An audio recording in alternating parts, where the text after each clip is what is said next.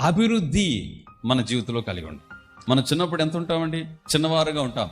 వయసులో ఎదిగే కొలది అభివృద్ధి చెందుతుంటాం.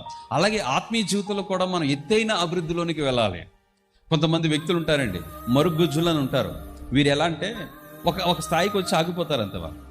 అలాగే చాలామంది ఆత్మీయ జీవితంలో ఏమైపోతుందంటే కొంతతో ఆగిపోతున్నాం. మనం కొంత ఆత్మీయ జీవితంతో మనం ఆగిపోతున్నాం.